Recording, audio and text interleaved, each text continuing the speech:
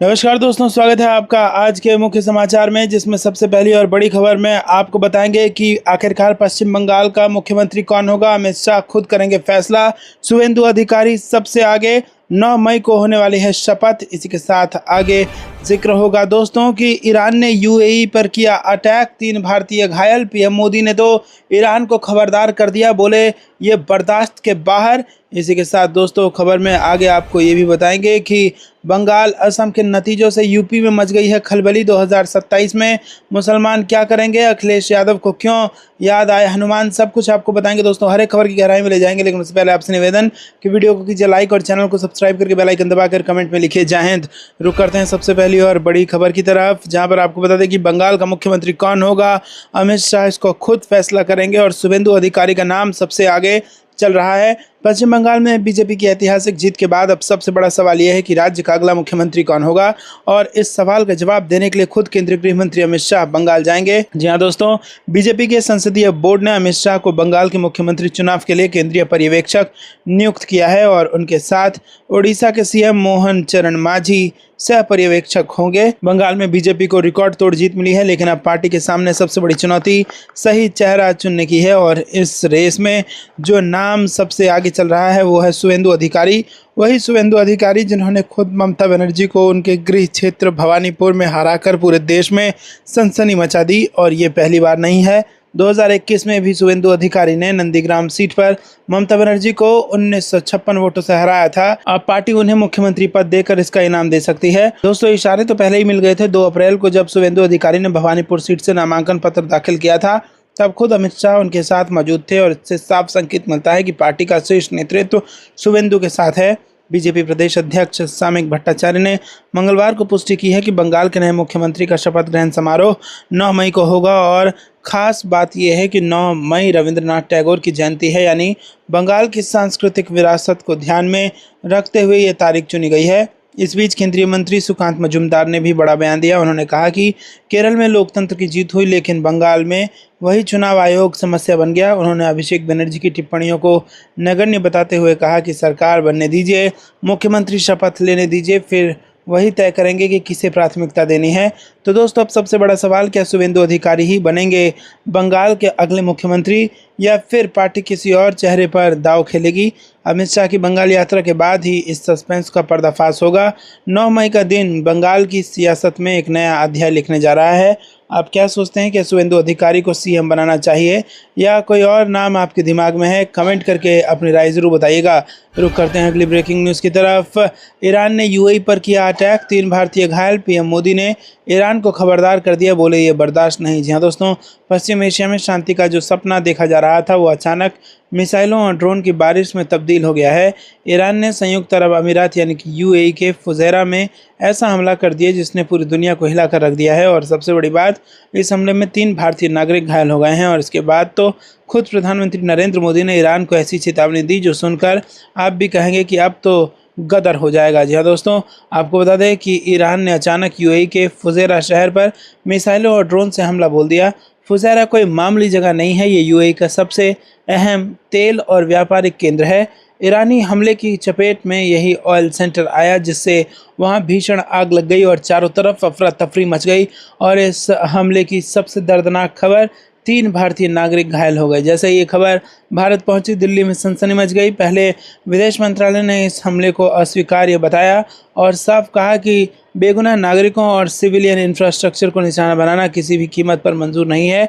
लेकिन जब खुद प्रधानमंत्री मोदी ने एक्स पर पोस्ट किया तो उसकी भाषा सुनकर सब हैरान रह गए।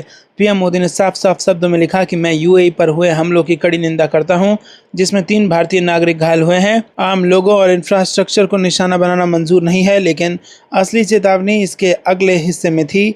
हॉर्मुज़ जलडमरू मध्य से सुरक्षित और बिना रुकावट के नेविगेशन पक्का करना क्षेत्रीय शांति, स्थिरता और ग्लोबल एनर्जी सिक्योरिटी को बनाए रखने के लिए बहुत ज़रूरी है। मतलब साफ है कि पीएम मोदी ने ईरान को सीधे सीधे बता दिया कि हॉर्मुज़ स्ट्रेट में खिलवाड़ बर्दाश्त नहीं किया जाएगा। वहीं यूएई स्थित भारतीय दूतावास ने भी तुरंत एक्शन लेते हुए कहा कि वो घायल भारतीय नागरिकों की सही मेडिकल देखभाल और भलाई पक्की करने के लिए लोकल अधिकारियों के संपर्क में है। दूसरी तरफ यूएई ने भी ईरान को कड़ी चेतावनी दी है। यूएई के विदेश मंत्रालय ने कहा कि ये हमले अंतर्राष्ट्रीय कानून और यूएन चार्टर का उल्लंघन है। उन्होंने साफ कहा कि यूएई अपनी सुरक्षा और संप्रभुता के लिए किसी भी खतरे को बर्दाश्त नहीं करेगा और इन बिना उकसावे वाले हमलों का जवाब देने का पूरा और कानूनी अधिकार रखता है। अब सवाल यह है कि आखिर ईरान ने यह हमला क्यों किया। दरअसल पश्चिमी एशिया में अमेरिका ईरान के बीच सीज़फायर के बाद माहौल शांत था, लेकिन ईरान ने अचानक यूएई को निशाना बनाकर पूरी दुनिया को चौंका दिया। गौरतलब है कि यूएई ईरान युद्ध के दौरान सबसे ज़्यादा हमले झेलने वाला देश रहा, क्योंकि वहां अमेरिकी मिलिट्री बेस मौजूद है। लेकिन दोस्तों, भारत के लिए ये मसला इसलिए बेहद गंभीर है क्योंकि यूएई के साथ भारत के रिश्ते बेहद करीबी हैं और वहाँ लाखों की संख्या में भारतीय रहते हैं। 3 भारतीयों के घायल होने से भारत सरकार का गुस्सा साफ झलक रहा है। क्या ईरान इस चेतावनी के बाद पीछे हटेगा? क्या पश्चिम एशिया में एक बार फिर युद्ध के बादल मंडराने लगे हैं? और क्या भारत अपने नागरिकों की सुरक्षा के लिए कोई बड़ा कदम उठाएगा?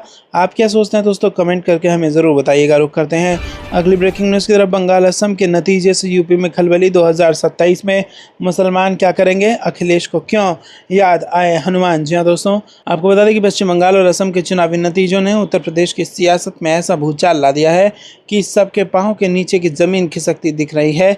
2027 यूपी विधानसभा चुनाव से पहले मुस्लिम वोट बैंक को लेकर नेताओं में जो खलबली मची है वो देखने लायक है। अखिलेश यादव को अचानक हनुमान जी की याद आ गई तो ओवैसी ने एसआईआर को लेकर चिंता जता दी। पूरा गणित दोस्तों ऐसा है कि बंगाल और असम के नतीजों ने एक चीज साफ कर दी है। सेक्युलर होने का दावा करने वाली पार्टियों को मुस्लिम वोट बैंक ने इस बार सीधे सीधे चोट पहुंचाई है और इसकी सबसे बड़ी वजह है एसआईआर यानी कि स्पेशल इंटेंसिव रिवीजन, जिसमें करीब 90 लाख अयोग्य मतदाताओं के नाम वोटर लिस्ट से काट दिए गए हैं। ये एसआईआर सिर्फ बंगाल में नहीं बल्कि तमिलनाडु में भी हुआ और देखिए स्टालिन की डीएमके भी सत्ता से बाहर हो गई। असम की बात करें तो वहाँ 2023 में परिसीमन हुआ था। पहले 35 मुस्लिम बहुल सीटें थी जो घटकर सिर्फ 22 रह गई। नतीजा, वो 22 सीटें भले ही विपक्ष के खाते में गई, लेकिन बाकी की लगभग सभी हिंदू और आदिवासी बहुल सीटों पर बीजेपी का भगवा लहरा गया। अब बंगाल की कहानी तो और भी दिलचस्प है। पिछले 3 चुनावों से मुसलमानों ने ममता बनर्जी की टीएमसी पर पूरा भरोसा जताया था, लेकिन इस बार एसआईआर, वक्फ और ओबीसी लिस्ट से बाहर होने की नाराज़गी ने मुस्लिम वोटों को ऐसा बांटा कि मुर्शिदाबाद और मालदा जैसे मुस्लिम बहुल जिलों में भी सेंध लगाने में बीजेपी कामयाब हो गई। मुर्शिदाबाद में 8 और मालदा में 6 सीटें बीजेपी जीत गई। वहीं टीएमसी से अलग होकर हुमायूं कबीर ने अपनी पार्टी बनाई और दोनों मुस्लिम बहुल सीटों पर शानदार जीत दर्ज की। और अब इसी का असर यूपी की सियासत पर दिख रहा है। यूपी में 403 विधानसभा सीटों में से करीब 57 सीटें मुस्लिम बहुल मानी जाती हैं और सबसे चौंकाने वाली बात, यूपी में एसआईआर के बाद जो फाइनल वोटर लिस्ट जारी हुई उसमें 2 करोड़ से ज़्यादा वोटरों के नाम कट चुके हैं। ये बंगाल से 2 गुने से भी ज़्यादा है। अब समझिए कि नेताओं में खलबली क्यों मची है। अखिलेश यादव ने बंगाल और असम के नतीजे आने के अगले ही दिन मंगलवार को एक्स पर भगवान हनुमान की तस्वीरों के साथ हनुमान चालीसा की 2 लाइनें पोस्ट कर दी। सब सुख लहे तुम्हारी सरना, तुम रक्षक काहू को डरना, संकट तय हनुमान छुड़ावे, मन क्रमचन ध्यान जुलावे। मतलब साफ है कि अखिलेश यादव को अपना सियासी संकट साफ दिखने लगा है। वहीं एआईएमआईएम चीफ असदुद्दीन ओवैसी ने भी एसआईआर को लेकर चिंता जताई और तेलंगाना सरकार को इस पर सोचने को कहा। ओवैसी ने साफ कहा कि ममता बनर्जी के क्षेत्र में एसआईआर हुआ, स्टालिन के क्षेत्र में एसआईआर हुआ और दोनों हार गए। अब सबसे बड़ा सवाल 2027 के यूपी चुनाव में मुस्लिम वोट किस ओर झुकेगा? क्या हुमायूं कबीर की तरह यूपी में भी कोई नया चेहरा मुस्लिम वोट बैंक में सेंध लगाएगा, या फिर अखिलेश यादव की सपा ही मुस्लिम की पहली पसंद बनी रहेगी और एसआईआर के बाद 2 करोड़ वोटरों के नाम कटने का 2027 के चुनाव पर क्या असर होगा? आप क्या सोचते हैं दोस्तों? क्या 2027 में यूपी की सियासत का गणित पूरी तरह बदल जाएगा? कमेंट करके हमें ज़रूर बताइए। देश और राजनीति की हर ब्रेकिंग न्यूज़ और एक्सपर्ट एनालिसिस के लिए हमारा चैनल अभी सब्सक्राइब ज़रूर कीजिएगा। दोस्तों, रुक करते हैं अगली ब्रेकिंग न्यूज़ की तरफ। बंगाल में डबल सेंचुरी, असम में बहुमत, पीएम मोदी बोले गंगोत्री से गंगा सागर तक कमल ही कमल खिला। जी हाँ दोस्तों, आपको बता दें कि यहाँ पर जो है प्रधानमंत्री नरेंद्र मोदी ने बीजेपी हेडक्वार्टर में कार्यकर्ताओं को संबोधित करते हुए कहा कि आज का दिन ऐतिहासिक है, ये जीत ऐतिहासिक है। उन्होंने बीजेपी मुख्यालय में अपना संबोधन भारत माता की जय के उद्घोष के साथ शुरू किया। पश्चिम बंगाल और असम चुनावों में बीजेपी के शानदार प्रदर्शन पर प्रधानमंत्री नरेंद्र मोदी ने कहा कि आज का दिन ऐतिहासिक है। यह अभूतपूर्व है। जब वर्षों की मेहनत सफलता में बदलती है तो लोगों के चेहरे पर जो खुशी दिखाई देती है, वही खुशी आज मैं पूरे देश में बीजेपी कार्यकर्ताओं के चेहरे पर देख रहा हूं। जीत का जश्न मनाने के लिए पीएम मोदी के साथ केंद्रीय गृह मंत्री अमित शाह, रक्षा मंत्री राजनाथ सिंह, केंद्रीय मंत्री जेपी नड्डा और पार्टी के राष्ट्रीय अध्यक्ष नितिन नवीन भी पार्टी ऑफिस में मौजूद रहे। दोस्तों, पीएम मोदी ने एक्स पर बंगाल की जीत पर लोगों को बधाई देते हुए एक्स पर लिखा कि 2026 का पश्चिम बंगाल विधानसभा चुनाव अविस्मरणीय होगा। जनता की शक्ति और भाजपा की सुशासन की राजनीति विजय हुई है। मैं पश्चिम बंगाल के हर व्यक्ति को नमन करता हूं। जनता ने भाजपा को एक अभूतपूर्व जनादेश दिया है और मैं उन्हें विश्वास दिलाता हूं कि हमारी पार्टी पश्चिम बंगाल की जनता के सपनों, आशाओं और आकांक्षाओं को पूरा करने के लिए हर संभव प्रयास करेगी। हम एक ऐसी सरकार बनाएंगे जो समाज के सभी वर्गों के लोगों के लिए अवसरों और गरिमा को सुनिश्चित करे। पीएम मोदी ने आगे लिखा कि पीढ़ियों से अनगिनत कार्यकर्ताओं के अथक प्रयासों और संघर्षों के बिना पश्चिम बंगाल में भाजपा की ये ऐतिहासिक जीत संभव नहीं हो पाती। मैं उनमें से हर एक को नमन करता हूँ। साल दर साल उन्होंने विपरीत परिस्थितियों का सामना किया, जमीन पर कड़ी मेहनत की और हमारे विकास के एजेंडे के बारे में बात की है। वही हमारी पार्टी की असली ताकत है। वहीं दोस्तों, प्रधानमंत्री मोदी ने असम की जीत पर भी खुशी जताते हुए एक्स पर लिखा कि असम ने एक बार फिर बीजेपी एनडीए को अपना आशीर्वाद दिया है। असम विधानसभा चुनाव में बीजेपी एनडीए की जीत हमारे गठबंधन द्वारा विकास पर दिए जा रहे जोर और लोगों के जीवन में सकारात्मक बदलाव लाने के प्रयासों के प्रति अटूट समर्थन को दर्शाती है। मैं असम के अपने भाई बहनों का इस जबरदस्त जनादेश के लिए धन्यवाद करता हूँ। मैं उन्हें ये भी भरोसा दिलाता हूँ कि हम राज्य के कायाकल्प के लिए लगातार काम करते रहेंगे। वहीं दोस्तों, पश्चिम बंगाल विधानसभा चुनाव में बीजेपी अब तक 55 सीटों पर जीत दर्ज कर चुकी है, जबकि 149 सीटों पर बढ़त बनाए हुए है। वहीं असम की बात करें तो बीजेपी को 63 सीटों पर जीत मिली है, जबकि 19 सीटों पर आगे चल रही है। असम में बीजेपी गठबंधन के 101 सीट जीतने का अनुमान लगाया जा रहा है। दोस्तों, रुक करते हैं अगली ब्रेकिंग न्यूज़ की तरफ। बीजेपी बंगाल में किसे बनाएगी सीएम, अमित शाह ने दिया बड़ा हिंट, सामने आई 2 शर्तें। जी हाँ दोस्तों, यहाँ पर पश्चिम बंगाल में भारतीय जनता पार्टी ने चुनाव जीत लिया है। बीजेपी सबसे बड़ी पार्टी बनकर उभरी है और यह आज़ादी के बाद ये पहला मौका होगा जब भाजपा यहाँ अपनी सरकार बनाएगी। यानी अभी तक बीजेपी यहाँ सत्ता में नहीं आई है। अब सवाल यह है कि आखिर बंगाल का मुख्यमंत्री कौन होगा, वो कौन नेता होगा जो ममता बनर्जी की कुर्सी पर बैठेगा। रिजल्ट से पहले केंद्रीय गृह मंत्री अमित शाह ने ऐलान किया था कि भाजपा किसे मुख्यमंत्री बनाएगी। दरअसल चुनाव के दौरान ममता बनर्जी की पार्टी टीएमसी ने अफवाह फैलाई थी कि अगर बंगाल में बीजेपी की सरकार बनेगी तो वो किसी बाहरी को लाकर बंगाल का मुख्यमंत्री बनाएगी, यानी कोई दूसरे स्टेट का नेता बंगालियों पर राज करेगा। लेकिन अमित शाह ने करारा जवाब देते हुए साफ साफ कहा था कि मैं दीदी को बताना चाहता हूं कि बंगाल का अगला मुख्यमंत्री बंगाल में ही जन्म लेने वाला, बंगाली मीडियम से पढ़ा लिखा और बंगाली बोलने वाला होगा, जनता के बीच का होगा और आम आदमी को सीएम बनाया जाएगा, जिसने बंगाल के लोगों के साथ सुख दुख बांटा है। बता दें कि बंगाल से लेकर दिल्ली तक ये चर्चाएं हैं कि अब भाजपा की तरफ से मुख्यमंत्री किसे बनाया जाएगा, वो कौन नेता होगा जिस पर यहाँ पर ममता की कुर्सी सौंपी जाएगी। क्या वो कोई महिला लीडर होगी या कोई सेंट्रल मिनिस्टर होगा या फिर बाकी राज्यों की तरह बीजेपी कोई सरप्राइज देगी, यानी किसी आम बंगाली को सीएम बनाएगी।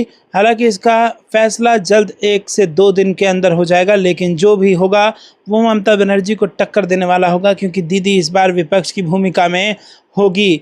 दोस्तों, बंगाल मुख्यमंत्री की रेस में कौन कौन है अगर ये देखा जाए तो पहला नाम शुवेंदु अधिकारी का है, दूसरा सुकांत मजूमदार का, तीसरा अग्निमित्रा पॉल का। दोस्तों, आपको क्या कुछ लगता है किसको बनना चाहिए पश्चिम बंगाल का मुख्यमंत्री? कमेंट में अपनी राय हम तक ज़रूर पहुंचाइए। रुक करते हैं अगली ब्रेकिंग न्यूज़ की तरफ। टीएमसी सांसद का एक गाना ममता बनर्जी को ले डूबा। बंगाल में कमल खिलने के बाद उमा भारती ने कसा तंज। जी हाँ दोस्तों, आपको बता दें कि पश्चिम बंगाल विधानसभा चुनाव में बीजेपी ने जो किया है वो किसी करिश्मे से कम नहीं है। जैसे जैसे काउंटिंग का दौर बढ़ रहा है, बीजेपी का विजय रथ भी आगे की तरफ बढ़ रहा है और इसी को लेकर भारतीय जनता पार्टी की नेता उमा भारती ने प्रतिक्रिया दी है और मुख्यमंत्री ममता बनर्जी पर तंज भी कसा है। मध्य प्रदेश की पूर्व मुख्यमंत्री उमा भारती ने सोशल मीडिया प्लेटफॉर्म एक्स पर पोस्ट कर लिखा कि बंगाल की जीत के लिए मोदी जी, अमित शाह जी, नितिन नवीन जी और बंगाल के असंख्य कार्यकर्ताओं को बधाई एवं अभिनंदन। उन्होंने आगे लिखा कि अब की बार जीत तो हमारी होनी ही थी, लेकिन ममता बनर्जी की ही पार्टी की एक सांसद का ये गाना ममता जी को ले डूबा। जादवपुर से टीएमसी सांसद सयोनी घोष चुनाव प्रचार के दौरान अचानक पूरे देश में सुर्खियों में आ गई जब उन्होंने एक रैली में एक गाना गाया। इस गाने के बोल थे, मेरे दिल में है काबा, आंखों में मदीना। इसी को लेकर उत्तर प्रदेश के मुख्यमंत्री योगी आदित्यनाथ ने बंगाल में एक चुनावी रैली में बोलते हुए कहा कि उनकी एक सांसद कहती है कि उनके हृदय में काबा है, आंखों में मदीना बसा है। मैं उनसे कहना चाहता हूं कि हमारे हृदय में महाकाली और आंखों में चैतन्य महाप्रभु बसे हैं। तो दोस्तों यहाँ पर आपको बता दें कि सयोनी घोष का ये गाना तृणमूल कांग्रेस को पश्चिम बंगाल में ले डूबा। अब सवाल उठता है, कौन है सयोनी घोष? तो सयोनी घोष का जन्म 27 जनवरी 1993 को पश्चिम बंगाल के कोलकाता में हुआ था। एक पारंपरिक बंगाली परिवार में वो पली बढ़ी और सयोनी घोष के आधिकारिक चुनावी हलफनामों के अनुसार उन्होंने कोलकाता के हिरेंद्र लीला पत्रा निवास स्कूल से अपनी उच्च माध्यमिक की शिक्षा पूरी की, लेकिन फिल्म इंडस्ट्री और राजनीति में उनके ज़मीनी अनुभव ने उन्हें बंगाल की सबसे मुखर आवाज़ों में एक बना दिया है। दोस्तों आपको बता दें कि 2021 में 24 फरवरी को तृणमूल कांग्रेस में शामिल हुई थी और उसी साल उन्हें पश्चिम बंगाल विधानसभा चुनाव में आसनसोल दक्षिण निर्वाचन क्षेत्र से पार्टी की उम्मीदवार घोषित कर दिया गया। हालांकि उन्हें बीजेपी उम्मीदवार अग्निमित्रा पॉल से हार का सामना करना पड़ा। जून 2021 में उन्हें तृणमूल कांग्रेस के यूथ विंग का अध्यक्ष नियुक्त किया गया। 2024 के लोकसभा चुनाव में तृणमूल कांग्रेस ने जादवपुर लोकसभा क्षेत्र से टिकट दिया जिसमें वो जीत गई। दोस्तों रुक करते हैं अगली ब्रेकिंग न्यूज की तरफ। ममता बनर्जी की हार पर सीएम योगी का पहला ट्वीट लिखा, अब पूरा होगा विराट संकल्प। जी हाँ दोस्तों, यहाँ पर पश्चिम बंगाल, असम और पुडुचेरी विधानसभा के चुनाव नतीजों में बीजेपी को जबरदस्त जीत मिलती नजर आ रही है। यूपी के मुख्यमंत्री योगी आदित्यनाथ ने इसके लिए प्रधानमंत्री नरेंद्र मोदी के नेतृत्व की सराहना की और उन्होंने सोशल मीडिया पर एक पोस्ट कर लिखा कि प्रधानमंत्री के यशस्वी नेतृत्व एवं लोक कल्याणकारी नीतियों पर देशवासियों का अटूट विश्वास है, जो विधानसभा चुनाव के ऐतिहासिक परिणामों के रूप में पुनः परिलक्षित हुआ है। दोस्तों सीएम योगी ने कहा कि इस ऐतिहासिक विजय के लिए बीजेपी बंगाल, बीजेपी आसाम और बीजेपी पुडुचेरी के सभी समर्पित पदाधिकारियों, कर्मठ कार्यकर्ताओं व विजयी प्रत्याशियों को हार्दिक बधाई। सुशासन और राष्ट्रवाद को अपना बहुमूल्य आशीर्वाद प्रदान करने वाली जनता जनार्दन का हृदय से आभार एवं अभिनंदन। आपको बता दें कि पश्चिम बंगाल में बीजेपी 194 सीटों पर आगे चल रही है, एक सीट पर जीत हासिल हो चुकी है। तृणमूल कांग्रेस 91 सीटों पर आगे चल रही है, उसे भी एक सीट पर जीत हासिल हो चुकी है। कांग्रेस पार्टी मात्र 2 सीटों पर बढ़त बनाए हुए है। CPIM और AISF मात्र एक सीट पर आगे है। दोस्तों रुक करते हैं अगली ब्रेकिंग न्यूज की तरफ। 6 मई को पटना के ऐतिहासिक गांधी मैदान में शपथ ग्रहण समारोह, पीएम नरेंद्र मोदी होंगे शामिल, बिहार मंत्रिमंडल का विस्तार। जी हाँ दोस्तों, आपको बता दें कि ये बड़ी खबर आ रही है बिहार से। बिहार में नवगठित सम्राट चौधरी सरकार के मंत्रिमंडल के विस्तार की तैयारियां तेज कर दी गई हैं। मंत्रियों का शपथ ग्रहण पटना के ऐतिहासिक गांधी मैदान में होगा। इसको लेकर गांधी मैदान में मंच सजाने का काम शुरू हो गया है। 6 मई को मंत्रिमंडल विस्तार होने की संभावना है और उसी दिन शाम 5 बजे मुख्यमंत्री ने कैबिनेट बैठक भी बुलाई है, जिसमें नए मंत्रियों के साथ पहली बैठक होने की उम्मीद जताई जा रही है। हालांकि फिलहाल इसको लेकर औपचारिक घोषणा नहीं हुई है। मुख्यमंत्री सम्राट चौधरी दिल्ली दौरे से सोमवार को दोपहर 12 बजे पटना पहुंचे। अपने दौरे के दौरान उन्होंने केंद्रीय गृह मंत्री अमित शाह, रक्षा मंत्री राजनाथ सिंह सहित कई वरिष्ठ नेताओं से मुलाकात की। सूत्रों के मुताबिक वो कैबिनेट विस्तार की फाइनल लिस्ट लेकर पटना लौटे हैं। इस बार मंत्रिमंडल विस्तार में जातीय संतुलन, अनुभव और नए चेहरों का खासा ध्यान रखा जा रहा है। संभावना है कि कैबिनेट में युवा और अनुभवी नेताओं का संतुलन मिश्रण देखने को मिलेगा। साथ ही महिलाओं को अभी पर्याप्त प्रतिनिधित्व दिया जा सकता है। पटना के गांधी मैदान में शपथ ग्रहण समारोह को लेकर मंच सजाने का काम शुरू हो गया है और गांधी मैदान में मंच सजाने के लिए बांस बल्ले गिराए गए हैं और बड़ी संख्या में मजदूरों को लगाया गया है। आपको कुछ लगता है दोस्तों कमेंट में जरूर बताइए। वीडियो को लाइक नहीं किया तो लाइक जरूर कीजिएगा। रुक करते हैं अगली ब्रेकिंग न्यूज की तरफ। पूरा मामला दक्षिण 24 परगना जिले की फाल्टा विधानसभा सीट का है। यहां 29 अप्रैल को हुए मतदान के दौरान जमकर बवाल हुआ। आरोप है कि भारी हिंसा, बूथ कैप्चरिंग और वोटरों को धमकाने की घटनाएं सामने आई हैं और इसके बाद चुनाव आयोग ने एक बेहद सख्त और ऐतिहासिक कदम उठाते हुए फाल्टा के सभी 285 मतदान केंद्रों पर दोबारा मतदान का आदेश दे दिया है। सिर्फ इतना ही नहीं दोस्तों, डायमंड हार्बर और मगरा हाट के 15 और केंद्रों पर भी रीपोलिंग होने वाली है। चुनाव आयोग ने यह बात साफ माना है कि 29 अप्रैल को लोकतांत्रिक प्रक्रिया पूरी तरह बाधित हुई और गंभीर चुनावी गड़बड़ियां पाई गई हैं। और अब इसी मुद्दे पर बीजेपी नेता दिलीप घोष ने वो बम फोड़ दिया है जिसने टीएमसी की टेंशन बढ़ा दी है। दिलीप घोष ने बातचीत में साफ शब्दों में कहा कि टीएमसी की जीतने की कोई संभावना नहीं है। वो ये सब कुछ सिर्फ अपने कार्यकर्ताओं का मनोबल बढ़ाने के लिए कर रहे हैं। उन्होंने इससे भी बड़ा और गंभीर आरोप लगाया। दिलीप घोष का कहना है कि इस इलाके में लंबे समय से लोगों को वोट देने से रोका जाता रहा है, उन्हें डराया धमकाया जाता रहा है। और पहले तो हालत ये थी कि चुनाव के समय लोगों के मतदाता पहचान पत्र तक छीन लिए जाते थे। लेकिन दोस्तों, दिलीप घोष ने जो सबसे बड़ी बात कही है वो ये है कि अब लोग खुलकर सामने आ रहे हैं। उनका दावा है कि अब जनता का डर खत्म हो रहा है और वो खुद आगे आकर बता रहे हैं कि कैसे उन्हें बूथ तक नहीं पहुंचने दिया गया और धमकियां दी गई।